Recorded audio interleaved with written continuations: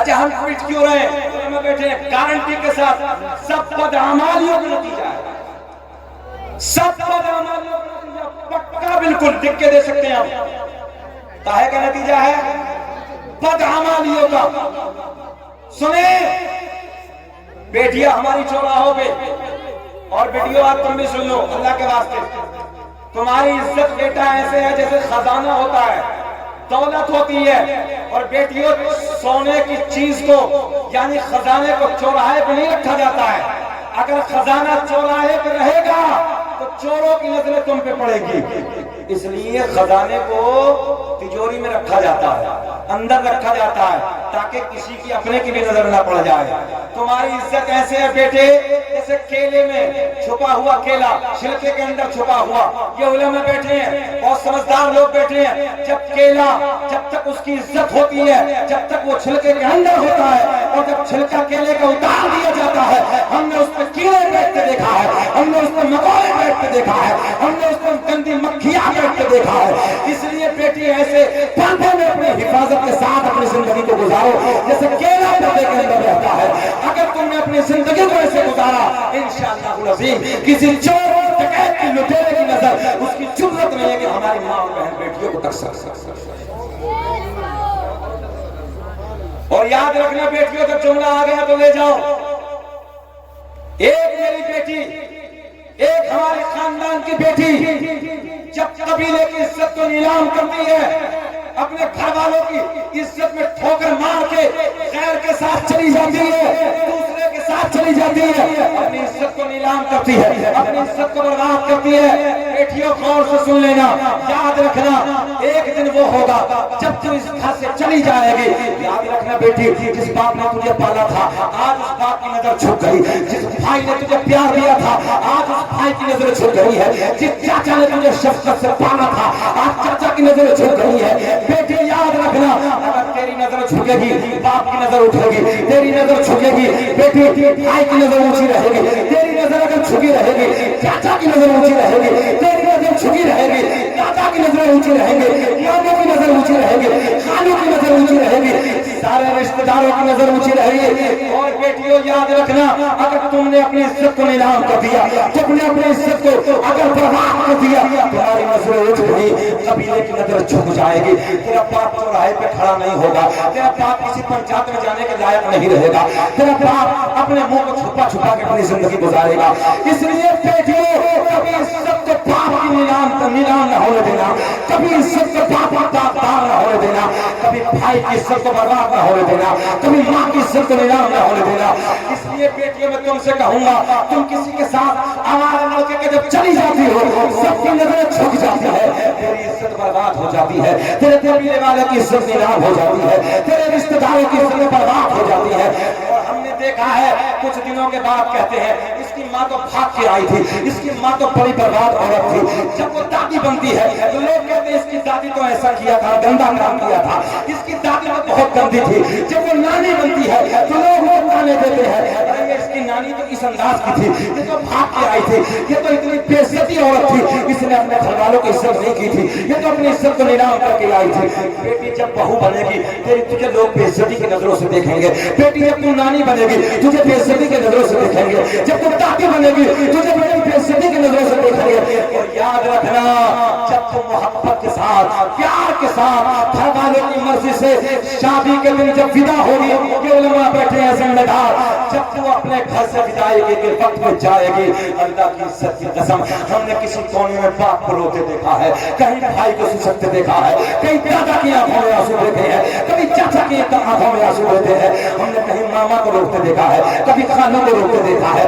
کبھی کسی کو روتے دیکھا ہے، کبھی کسی کو روتے دیکھا ہے۔ جب ان آنسو کی محبت کے ساتھ اور آنسو بھرے انداز میں ان دعاؤں کے ساتھ جب تو باپ کی دہلیز سے رخصت ہو کے جاتی ہے اللہ کی عزت کی قسم یہ دعائیں میرے اتنے کام آتی ہے، جس گھر میں تم رہے گی وہاں عزت دار بن کر رہے گی، جب تو یہاں سے اوپر جائے گی جب ماں بنے گی لوگ تمہیں عزت کی نظروں سے دیکھیں گے، جب تو اوپر جائے گی دادی بنے گی تجھے عزت کی نظروں سے دیکھیں گے، جب اور اوپر جائے گی تو جب نانی بنے گی لوگ تجھے عزت کی نظروں سے دیکھیں گے، اور جب پلٹ کے بڑھاپے میں اپنے گھر آئے گی نا، اپنے میکے میں آئے گی نا، تو محلے کا دادا کہے گا بیٹی تیرے بچے ٹھیک ہے نا، تایا کہے گا بیٹی تیرے بچے سب خیریت ہے نا، کبھی کوئی پوچھے گا، کبھی کوئی پوچھے گا، کبھی کوئی پوچھے گا۔ یہ بیٹی پیار کبھی نہیں ملے گا اگر اس انداز کی تم نے حرکتیں کی ہوں گی، بدتمیزی سے اپنی زندگی گزاری ہوگی، اپنی عزت کو نیلام کر کے تم چلی جاؤ گی۔ یہ محبت تمہیں کوئی دینے والا نہیں ہوگا، یہ پیار تمہیں کوئی دینے والا نہیں ہوگا۔ اس لیے بیٹیوں اپنی محبت کا دامن، اپنے باپ سے جو یہ محبت والا رشتہ ہے اسے نبھا کے جانا۔ یاد رکھنا نانی بنو یا دادی بنو مگر ہمیشہ لوگ تمہیں اونچی نگاہوں سے دیکھیں گے، قدر کی نگاہوں سے دیکھیں گے۔ اس لیے میں اپنی بیٹیوں سے مؤدبانہ ہاتھ جوڑ کے گزارش کروں گا، نظروں کو جھکا کے جیو، پورا خاندان نظریں اٹھا کے جیے۔ نعرہ تکبیر، نعرہ رسالت، فیضان غوثیت، فیضان اعلی حضرت، فیضان سرکار مدینہ، سرزمین کوربابو، نوجوانان اہل سنت کوربابو، خطیب ہندوستان، نعرہ تکبیر، نعرہ رسالت زندہ باد۔ ایک جملہ اور بھابھیوں کے لیے جو گھر میں بڑی بھابھیاں ہوتی ہیں، نند کو بگاڑنے میں 99% اسی کا ہاتھ ہوتا ہے۔ سب کے لیے نہیں کہنے لگا ہوں میں، کچھ ہیں، اس لیے بھابھیوں سے گزارش کروں گا نند کو بیٹی کی طرح دیکھو۔ جیسے تیری بیٹی کی عزت ہے ویسے ہی نند کی عزت ہے۔ اچھا بھابھیوں ذرا ایک بات بتاؤ، میرا اشارہ اس طرف نہیں ہے، جہاں میرا اشارہ آپ سمجھ رہے ہیں، جو نندوں کی بھابھیاں، غور کریں، اگر تیرے شوہر کی عزت نیلام ہوگی تو بچے گی؟ بھابھیوں کے یہ جملے ہیں کوربا والوں، بولے ان کی ناک کٹے گی تو اب ذرا میری اونچی ہو جائے گی، ہاں بولے ان کی سسرال والوں کی ناک کٹے گی تو میں بولنے کے لائق ہو جاؤں گا۔ یہ جملے ہم نے اپنے کانوں سے سنے ہیں، اپنا فرمان۔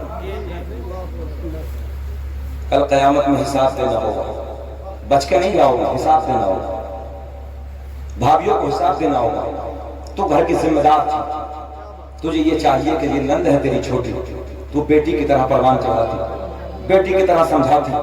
اور ماؤں سے بھی گزارش کروں گا کنٹرول کریں بیٹیوں پہ، جاتی کہاں ہے، لاتی کہاں ہے، کھاتی کیا ہے، پہنتی کیا ہے، کہاں سے لائی ہے، کہاں جا رہی ہے، یہ ماؤں کی ذمہ داری۔ باپ کمانا چلا جاتا ہے، شام کو آتا، باپ کی ذمہ داری نہیں، باپ پردیس میں رہتا ہے، اس کی ذمہ داری کام تمہاری زیادہ ہے۔ اب تم اپنی ذمہ داری کو سمجھو، 3 لوگ تو قیامت میں منہ کے بل گھسیٹ تو وہ جہنم میں ڈالے جائیں گے۔ کتنے لوگ؟ سب بولے کتنے لوگ؟ اچھا بے چینی اگر ہو رہی ہو تو 1 گھنٹہ ہو گیا، تب یہ ختم کر لیں، بولے ذرا بولے سبحان اللہ۔ اللہ آپ کو خوش رکھے۔ جتنے ہماری تقریر سن کے محبت میں اچھا لگ رہا ذرا وہ ہاتھ اٹھا کے بول دے لبیک یا رسول اللہ۔ 3 لوگ قیامت میں منہ کے بل گھسیٹتے ہوئے جہنم میں ڈالے جائیں گے۔ نمبر 1 وہ باپ جس باپ نے اپنی بیٹی کو نہیں سمجھایا، اللہ اعلان فرمائے گا پکڑو اس باپ کو اور منہ کے بل گھسیٹتے ہوئے جہنم میں ڈال دو۔ نمبر 2 کہاں ہے وہ بھائی جن بھائیوں نے اپنی بہنوں کو پیار نہیں دیا، بہنوں کو پیار کے ساتھ نہیں سمجھایا، ان پہ کنٹرول نہیں کیا، اللہ اعلان فرمائے گا پکڑو ان بھائیوں کو اور منہ کے بل گھسیٹتے ہوئے جہنم میں ڈال دو۔ کتنے گئے؟ اور سنیں تیسرا، اللہ اعلان فرمائے گا پکڑو ان شوہروں کو جن شوہروں نے اپنی بیویوں پہ کنٹرول نہیں کیا۔ اللہ نے اعلان فرمایا ہم نے مردوں کو عورتوں کو حاکم بنا کر دیا۔ قرآن کہہ رہا ہے توجہ، کہاں ہے وہ شوہر، پکڑو ان کو گھسیٹتے ہوئے جہنم میں۔ اور اسی زمن میں ایک جملہ اور سن لیں، اسی زمن میں ایک جملہ اور سن لیں، توجہ توجہ ادھر خیال کریں۔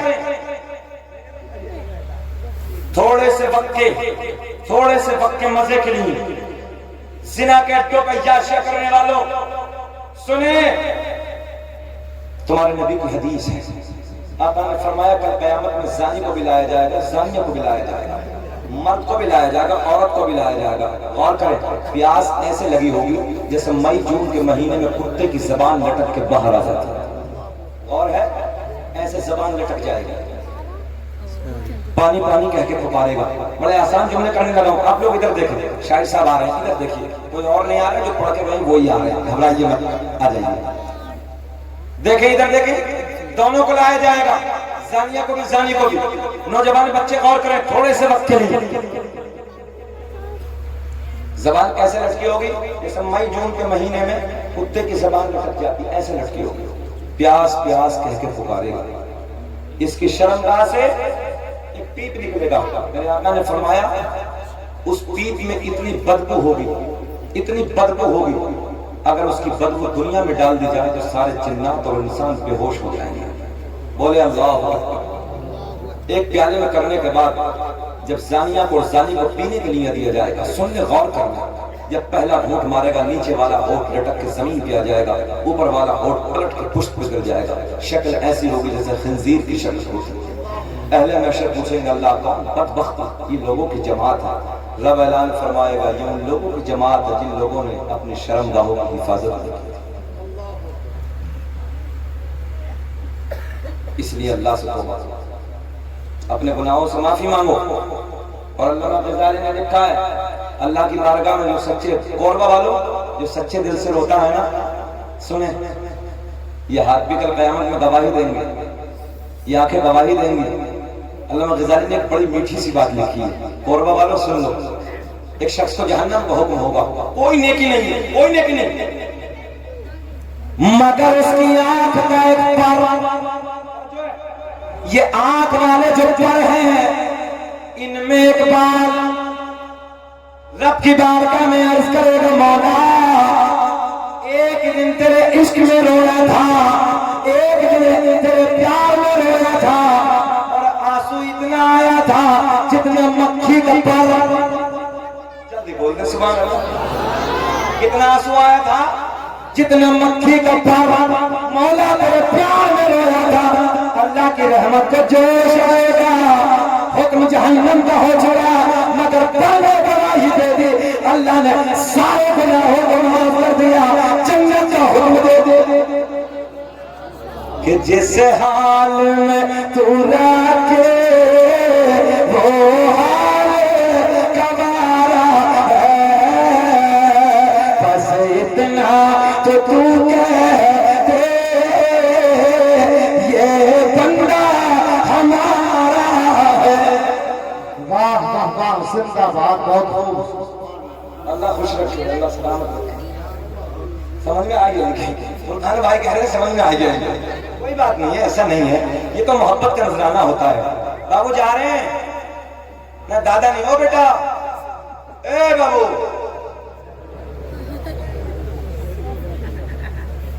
اچھا کوئی نہیں، کوئی نہیں. اگر اٹھک بیٹھے کو دل کر رہا ہو تو ہم بھی اٹھ لیں. ویسے ہم اپنی تقریر میں لوگوں کو اٹھا دیتے ہیں. بے چین تو نہیں ہو رہے؟ یا ایھا الذین آمنوا اتقوا اللہ، اے ایمان والو اللہ سے ڈرو. بس یہی چھوڑتے ہیں. وکونوا مع الصادقین، اس پہ بات ختم کر دیں. وکونوا مع الصادقین، اور کس کے ساتھ ہو جاؤ؟ سچوں کے. کس کے ساتھ؟ سچوں کے ساتھ.